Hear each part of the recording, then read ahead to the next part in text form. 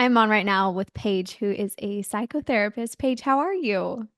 Doing well. Thanks for having me on. It's good to meet you virtually, and I'm really excited to talk with you about so many things. But really, the topic we're focusing on today is grief because grief is such a universal human experience. And it's one that I think we kind of like to feel like we don't experience sometimes because it's easier to believe that it doesn't happen. But I want to talk about grief in the sense like, what are some ways that if somebody's dealing with grief, that we can make it a little bit easier on ourselves because we are going to experience it, especially more as we get through life and we get older and things start to happen. Such a good question. And I love that you're naming the fact that we might have this tendency to want to avoid it. Or if someone else might be struggling with grief, it can be almost easier to want to avoid that because it's just a really scary thing. But yeah, it will happen to all of us in some way, whether it's losing a loved one, whether it's health changes, whether it's a friendship changing or a separation. I mean, it can show up in so many different ways. Um, so, some ways to make it easier or help somebody process through it.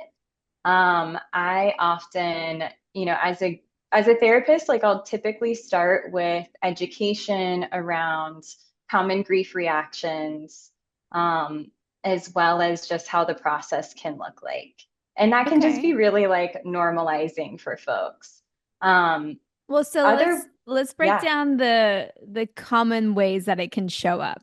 I like to go hard very yeah, quickly, by the way. I just get yeah, like right into the topics because that's what yeah. everybody loves to hear about.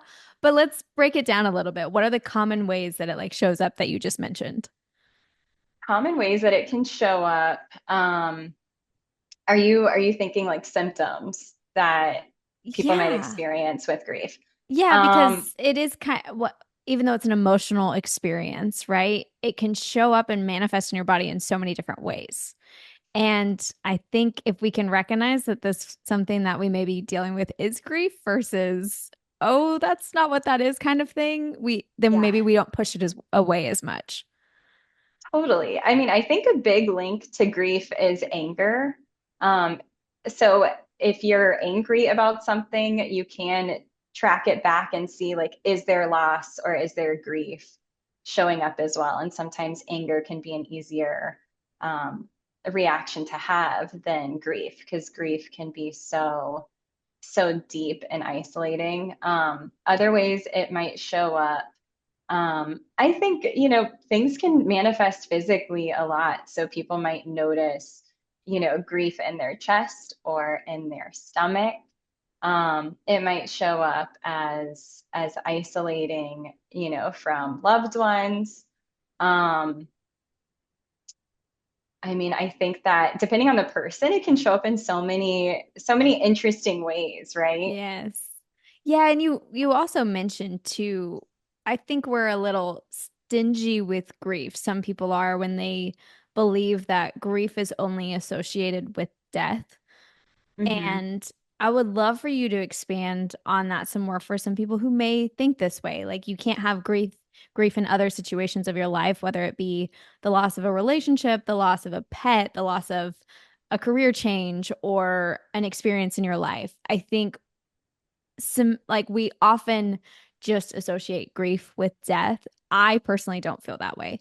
But I would just love a perspective of someone who is in a professional field to be like, this is real and it is possible to experience grief on multiple levels. Like, what can that kind of be like Yeah. from your perspective? Yeah, I think, I end up pointing it out. I feel like kind of a grief detective in some sessions with folks because I'm like, oh, I think what's coming up there is actually grief. And then naming that can be helpful. But I think I notice it a lot for folks going through, major life transition. Like maybe they are um, graduating college and moving to a new city, and there's grief of kind of losing the close-knit friendships that they've had. Um, Maybe it's somebody who has gone through um, a medical condition and they're grieving the abilities that they had before that.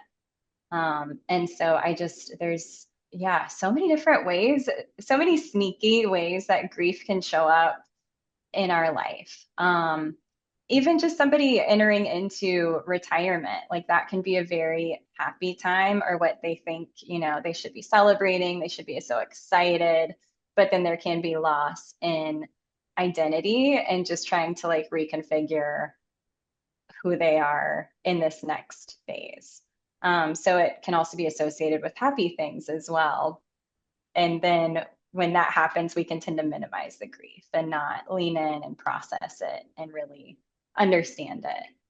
And when somebody minimizes the grief or chooses not to process grief, what Yeah. can that do to somebody's life if they choose to ignore it?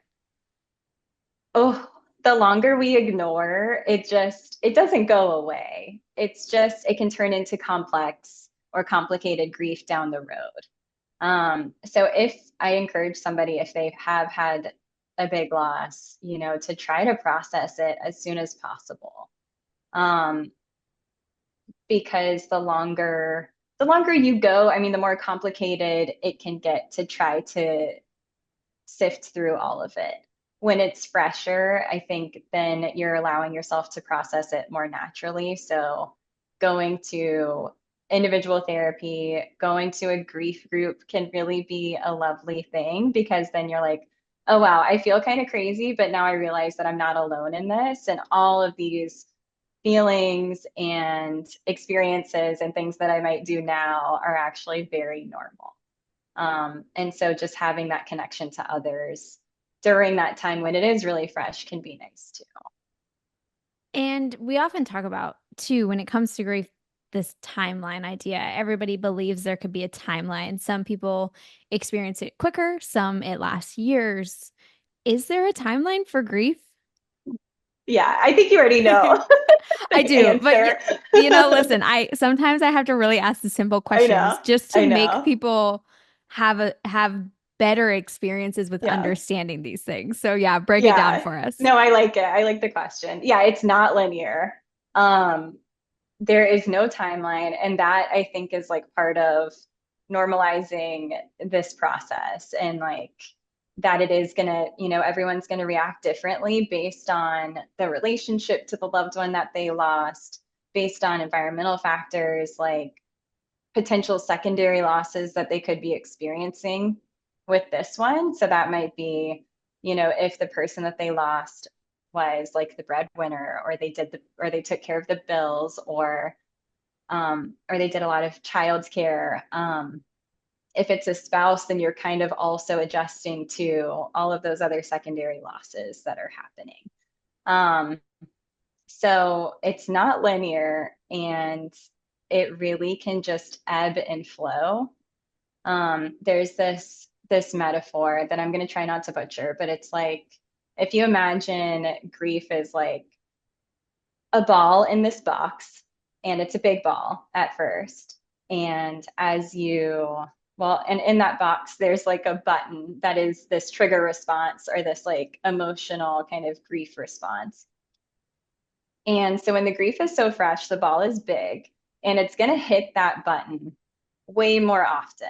And then as you process the grief, the ball gets smaller and smaller. And so it's less likely to hit that button. But when it does happen to hit that button, the response is still going to feel intense, like as intense as before. So it's like the idea that it can shift and change over time, um, but it is not linear, and it will never go away. Like your grief will always be there, um, especially, if you had this deep love for that person. Um, yeah. Mm. Gosh, yeah, that's a good analogy. I like the yarn and the Okay. button. It's so Okay. fun. Now, to speaking of, processing your grief, if somebody were to come to you and they recognize, like, hey, I have grief, I don't even know where to start. How do Yeah. I start to process this? Is there some Yeah. exercises or maybe something that immediately you're like, this could probably start to ease that process? Is there anything that transcends for everybody? as an exercise to start using if they're listening to this and they're like, yes, I have grief. I don't know what to do and I don't know where to start. Oh my gosh, I have so many ideas. So I'll give a few. So I mean, first of all, in session, it's just like dedicating time to talk about the loved one that they lost. Or maybe it wasn't a loved one, maybe it was someone that they lost that they had a complicated relationship with. Just having that space for them to talk to somebody is going to make a big difference. So there is that, just for them to be able to talk about their person, staying connected with other people that knew that person as well, to continue to share stories and honor them, and be able to relate on different emotions that might be coming up. That can be a lovely way to continue to process. For my folks who like to stuff things down, I encourage people to dedicate like maybe 15 minutes per day to just feel the feelings of grief. So set a timer, this might not work for everybody, but it can be a way to set aside that time. Um, and you might like listen to music that reminds you of that person. You might look at pictures, to just really let yourself process through it. And then once the 15 minutes is up, then you kind of, can transition back into your day. Um, I'm Other thinking of one ways. of those timers that's in the movies where you like crank it and you're like, oh, and then it dings. You're like, okay, time's up. That's what I'm picturing right now. Yeah, yeah. So it can be a little abrupt, so maybe it works, maybe not. But I feel like it's a Yeah. great way if you're a planner and you're someone who's like, I have a whole life to live and I can't focus on this, it's forcing you to focus on it. And it's really Yeah. important to feel those feelings, even when you are a busy human being and you've chose to kind of set it aside. Yeah. Yeah. And as like a therapist, I feeling your feelings is like the key to help manage anxiety and stress and grief. But it is a tough skill to really hone in on and practice. Do you feel like this is totally a little offshoot, but do you feel like feeling your feelings is kind of the also another universal human experience that we are all trying to figure out how to navigate? Yeah, yeah, probably. Yeah, it's Okay. scary because it's like, what if I lose control? What if after these 15 minutes, I can't come out of it? And Yeah. so that is a fear that comes up. And I will say, the more you practice it, the more control, you'll have kind of within your day to day, like you'll be able to manage your emotions even more when you let yourself have them. Yeah. Yes. Just like with anything, you have to start somewhere. Yeah. And Yeah. grief is no different, unfortunately. Yes. Now, you do have some expertise in EMDR. Can you explain what that is for anybody who may not know? Yeah, yeah, it's a mouthful. And a lot of people say EDMR, The which I natural one, like. because like Yeah, EDM music and you just want to add an yes. R onto it. Yeah. And I'm like, sure. So eye movement desensitization and reprocessing.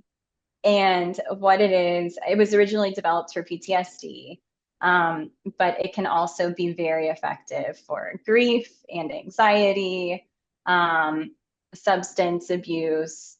So all these different things that it can help. And what it does is it takes these distressing events in our life, and we use eye movements or bilateral tapping, some type of bilateral stimulation to help file those distressing events away in a more adaptive way. So when we go through something really distressing or traumatic, our brain and our body, like our nervous system, stores it maladaptively. And when we have triggers in our present day, it can bring up those past feelings as if it's happening all over again.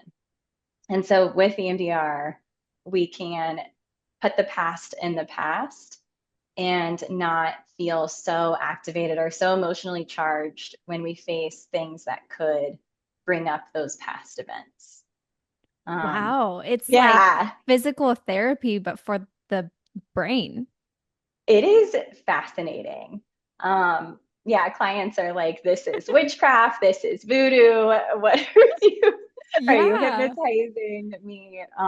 How many sessions do you feel like I know that everybody's different, more of an Yeah, average here that like how many sessions do you feel like it takes somebody to one start to feel the experience of it and yeah, two kind of really see the results of it? Kind of two yeah. different things. Yeah, I mean, I think like a good average, if I were to pick a number, would be like maybe 6 sessions. I will say just to be able to feel the effects of it, get yourself comfortable with the process. I would say like 6 kind of regular 50-minute sessions could be good to start. It is recommended to do EMDR in like 90-minute sessions, or just longer sessions. It's nice to be able to, once we're in the nervous system, to be able to kind of keep that momentum going. Yeah. So personally, I love working in longer sessions. That can be like 4 hours in a day, or it might be 3 days in a row. But it will depend on the person and what they can tolerate and like what methods of coping they already have in place and the work that they've already done kind of leading up to it. So do you feel like EMDR is something that you use as an exercise after you've tried other things, or is it something that if you know you have this kind of really big life event that happened that's holding you kind of in a stuck pattern, Hmm. is that kind of when you go at it, or is it like last option? How do people, because I'm so Yeah. unfamiliar with EMDR. Yeah, yeah. It can be any and all of that. So, I think the most basic method with EMDR is going to be like, okay, you had one traumatic event, and like maybe it was like a car accident, or you witnessed, somebody having a heart attack or something big.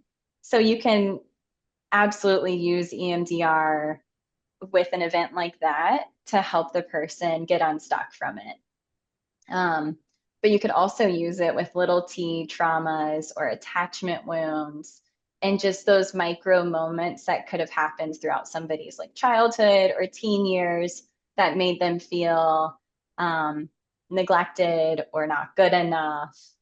So there's different kind of needs that it can be effective for. Wow, so Um, I'm hearing that I need to schedule an appointment for this, like yeah. ASAP. Yeah, it's very relatable. I mean, so you can use it for like present day triggers. Like if you're just noticing like, oh gosh, I'm getting really irritable um with this person, or I'm so stressed at work. I am having such a hard time with like presenting. You can use it for like performance anxiety. So it can be like present day stuff, it can be past trauma. Um, you can even use it for like procrastination. So it's a Wow. wide net. Yeah. Yeah, that's so interesting. I have never heard of this until I found you through looking for grief specific stuff. But then Yeah. I saw this on your profile and I did some reading into it. But now, especially hearing you talk about it, that feels like it can be so beneficial to just so many different people, especially Yeah. maybe some that aren't super great at wanting to go to therapy. Maybe this is a different version of that that Yeah. can help them through that. So that's so Yeah. cool. Yeah, it is cool also because you don't have to talk through everything, which can be nice for some. It can be good if you've like done a lot of therapy too, and you're just like, I haven't made the progress that I really want to make. There's some stuckness or there's some barrier that I'm still like really wanting to overcome. And so it can be great for that too. Yeah. Okay, well, Yeah. if anybody is looking to do this, do you do stuff virtually or are you just in person with that? How does that all work? Yeah, I'm in person Thursday, well, no, Fridays through Sundays in Chapel Hill, North Carolina. And then I can be virtual during other weekdays as well as like the weekend for those long, kind of intensive sessions. Okay. Well, Yeah. after this was for a podcast purpose, but it looks like I'm going to be scheduling my appointment with Paige Yes. coming up now that I'm aware that this exists. Yeah, we'll make this into an intake session. Yeah. Yeah, like that's the new turn. Well, Paige, thank you so much for giving me your expertise on grief and on this that I think is going to be so valuable for a lot of people. But I really just appreciate you taking time and coming on. Yeah, this is fun. Thank you for having me.